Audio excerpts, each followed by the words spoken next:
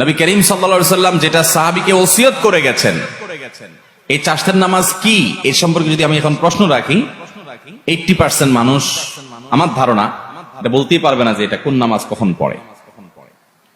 আর এই কারণে এই বিলুপ্ত হয়ে যাওয়া আমলটিকে পুনর্জীবন দেওয়ার জন্য, পুনঃপ্রতিষ্ঠা করার জন্য আমি এই বিষয়ে কথা বলতে চাই। আল্লাহ রাব্বুল আলামিন আমাদেরকে এটা পুনরায় প্রতিষ্ঠা করার তৌফিক দান করুন।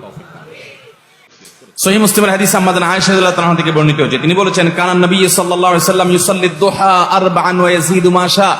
নবী সাল্লাল্লাহু আলাইহি ওয়াসাল্লাম প্রতিদিন 4 রাকাত চাশতের নামাজ পড়তেন, আবার কখনো কখনো তার চাইতে বেশিও পড়তেন যতটুকু মনে চায়। অনেক বর্ণনা থেকে 8 রাকাত পর্যন্ত পাওয়া যায়। 4 রাকাতের বেশি 6 রাকাত হতে পারে, 8 রাকাতও হতে পারে। এই হাদিস থেকে বোঝা যায় যে 4 রাকাত তিনি অবশ্যই পড়তেন, এর বেশি কখনো কখনো 8 রাকাতও পড়তেন, 6 রাকাতও পড়তেন। সহিহ মুসলিমের হাদিসে আছে, আবু যর গিফারী রাদিয়াল্লাহু তাআলা বর্ণনা করেছেন, নবী করিম সাল্লাল্লাহু আলাইহি ওয়াসাল্লাম বলেছেন, আল্লাহ রাব্বুল আলামিন আমাদের শরীরে যতগুলো অঙ্গ প্রত্যঙ্গ দিয়েছেন, যতগুলো জোড়া দিয়েছেন, এই প্রত্যেকটি জয়েন্ট, এই প্রত্যেকটি জোড়া আল্লাহর পক্ষ থেকে অনেক বড় অনুগ্রহ।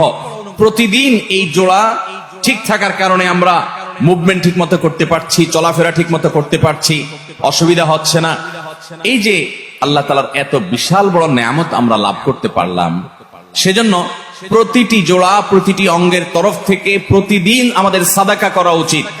আমরা একবার সুবহানাল্লাহ বললে একটি জোড়া, একটা জয়েন্টের পক্ষ থেকে, অঙ্গের পক্ষ থেকে সাদাকা হয়, এর পক্ষ থেকে আল্লাহর শুকরিয়া আদায় করা হয়।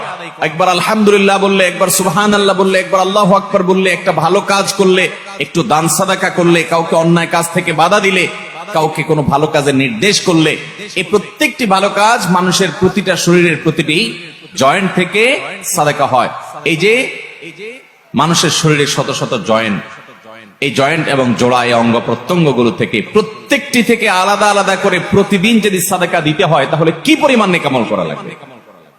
এই হাদিসে নবী সাল্লাল্লাহু আলাইহি ওয়াসাল্লাম বলেছেন, মানুষের শরীরের প্রতিটি জয়েন্ট, জোড়া, প্রতিটি অঙ্গ প্রত্যঙ্গ থেকে একটি কাজ প্রত্যেকটি তরফ থেকে সাদাকা করার, শুকরিয়া আদায় করার কাজ করে দেয়। সেটা হলো, যদি কেউ সালাতুদ দুহা বা চাশতের নামাজ পড়ে, তাহলে এই একটি কাজ তার শরীরের সমস্ত জয়েন্টের তরফ থেকে সাদাকা হয়ে যায়।